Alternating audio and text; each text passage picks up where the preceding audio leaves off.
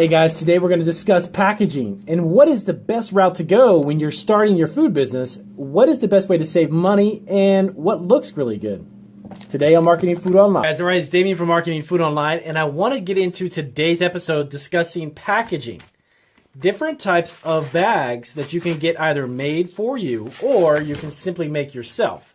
Now, there's going to be a lot of variables and factors that come into play with this, and one of the biggest ones is going to be your budget. Obviously, if you're just starting a food business, you don't have an enormous amount of money to get this type of a packaging made, which is completely understandable. This is Uncle Ben's Rice, which is put out by a very large company, Mars, and Mars has the money to produce these types of packaging. Well, you probably don't have that type of budget, and you're not making hundreds of millions of dollars or even billions of dollars a year, and that's perfectly fine. Because when you first start out, you want to go with something super simple. And to be quite honest with you, I highly recommend something that you can actually make yourself. Now, there are different types of guidelines for packaging labels, okay? When you put certain information on these labels, and sometimes you can actually get away with applying for the FDA exemption, which prohibits you, does not make you actually have to put all of the additional information like nutritional analysis and such, okay? If you've got one that has the basic ingredients, it has your address, and it has your allergen, your net weight, and if you've got an item number, if you happen to be selling at a certain online shop, or if you're on a certain platform online and you have an item number, that's fine as well. Now, I'm going to show you this bag. This is a bag of a product that we make. It's just a basic sprinkle, okay? It's a candy sprinkle. This is the logo of the product here. This is our candy logo. And this is a very small bag. It's only a couple inches in height, okay? So it's very small. But on the front, we try to minimize the usage of a large label for a couple of reasons. I'm a big believer in allowing the customer to see the product and to see it as much as possible, okay? The other thing is that this is much more inexpensive than trying to get a company to produce this for you. Now, this can be made for you. Super nice, great graphics. It's a fully printed surface. This is actually printed on the surface of the bag. It is not considered to be a label, right? So it's actually part of the bag itself. Now, there are companies that can make these for you. I've already checked around for the past few years, and normally their minimums are between 500 to 1,000 units on the low side. This type of bag, though, will cost you probably in production at that small of a run, because believe it or not, 500 units to 1,000 is considered really small. This could cost you anywhere from about $1.30 to about $3 and up a bag. Yes, that's how much this would cost you. Now, is that cost effective for your product? Probably not. Because if the bag itself is costing you over $1, at least $1, then the product inside, depending upon what the product is, your cost for this type of product, which is again very small, it could be around $4, even $5. What would you retail that for? There's no way to make a margin. So this is out of the question for startups, okay? Now, the next one to go is something like this. This is Wilton. Wilton is a huge producer of baked good products, baked good supplies, right? They have these bags, which Wilton is a multi-billion-dollar business. They have a variety of products. I think it's thousands and thousands of products, to be quite honest with you. But this is a product that is a melting chip, okay? It's a red melting chip chocolate, but the bag is very cheap, okay? This retails in the store for about $2 to $3 a bag, right? Now, of course, again, the size of your company is going to dictate the type of budget that you have. These chocolates probably cost a few pennies for Wilton to make in the bulk, in mass production, very little.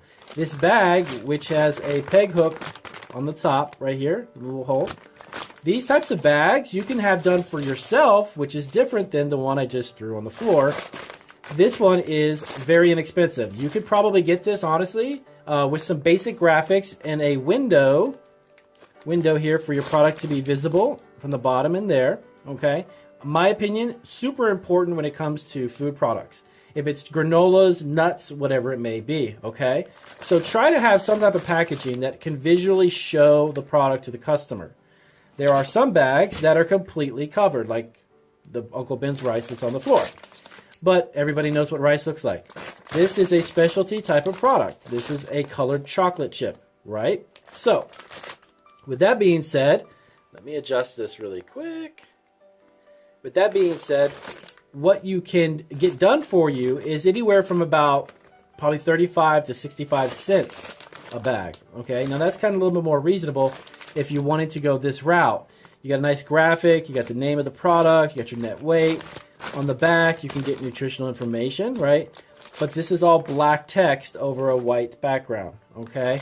The more intricate that you get, the more color, the more vibrant the colors, you're costing yourself more money, okay? So this is another route to go. But it's only going to be about 30, like I said, 30 to 50 cents to get this done. And you could probably get this done in about 500 to 1,000 units. This serves two purposes. This can be set on a shelf, or it can be hung on a peg. It's called a peg hook, right? Retail stores love these. There's a lot of ways they can merchandise this on their products, on their shelves, okay? Next, so this one here is from a company called Nuts.com. It is fantastic. I love this company. I love their entire culture. I love the way that the company's set up. I love the variety of products they have. And I also love their packaging. Very original and very simple. It's in the back completely enclosed, right? It's got a nice little nutritional label. It's got the ingredients, the website address, all of the contact info. But on the front, it has just enough space to show the product. That is a wonderful idea. All of their bags come like this, okay? Now, this is a solid colored bag with a little window in the front. You can have this type of a bag done for you as well. Keep in mind that normally it's going to be a minimum of 500 to 1,000 units, okay? Sometimes you'll find companies that are looking to take on smaller startups like yourself, and they may do a couple hundred to 500 as a minimum, 200 to 300 to 500. They would cost you, my guesstimation based on what I've seen online for the past few years, this would be probably in about a 60 cents to maybe $1, maybe 90 cents a bag for that size run, okay? If you're buying 50 or 60,000 of these, that price would obviously change, okay? So lastly, let's look at, I think I just broke that open. This bag, like I said when I first started, this is the one that we use, and this is how we do it. So you've got a very simple bag. This is a 5 mil polypropylene bag. By the way, there's different types of bags with different thicknesses for different reasons. This bag will actually keep out moisture, keeps out oxygen and air from the product to keep it fresh. We heat seal these, so you get a nice seal on the top. And you have a tear strip, right? All those bags that I just threw on the floor also have tear strips, okay? Those are called tear strips. Once the customer can open this, they can reseal it. This cost me only about 15 cents for the whole thing. Not just the bag, but the label and the other label in the back. Now, we do have products that have nutritional labels, and we do have all of that stuff too. I'd have to find you one around here and do that on a separate video. But this type of a bag and packaging is probably your best route to go when you first start. Obviously, if you're making salsas and you're watching this and you're thinking, well, I don't put salsa in a bag. I understand that.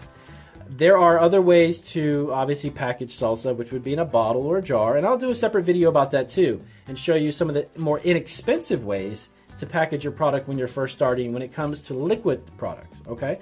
But if you're doing something dry, I just wanted to do this video to show you the variety of packaging and how easy it is to get a pretty decent looking package, very simple. You can get this into stores. Our brittle that we had in the 8 fresh markets, 8 or 9 fresh markets, I lost track. Fresh markets that we had in our area, we actually had a bag very similar to this, and it worked very well. The label was a little more egg-shaped, a little more oblong, and then in the back we had our nutritional label and all that stuff, and the barcode. But we made that bag for pennies on the dollar. So when it comes to packaging, don't have to overthink it. Don't think that you have to have those pretty fancy bags. You don't. If you want to make yourself a label, and again, this is a smaller version. If you want to make yourself a rectangular label like this, with a fancy logo similar to that, you can do that on the front. But my opinion, I would give you some tips on how to make your product more appealing when you're new to the market and you want to get attention, visually get attention from the customer. If this sits on a shelf, people can see it. They know exactly what it is. If it's completely covered up and it's a new product and you have a label, it could work. I'm not saying it doesn't. But I recommend sticking yourself out on the shelf and making yourself more visible with this type of packaging. So I'll wrap it up. I wanted to keep it super short and sweet, but I wanted to definitely go over some of those different types of bags, and I have to clean up the mess on the floor now. And if you guys like this video, as always, please do give me a big thumbs up. I appreciate it, and I hope the information was truly helpful and you can understand the pricing and the types of bags that you can get. But think about the types of bags that you really need to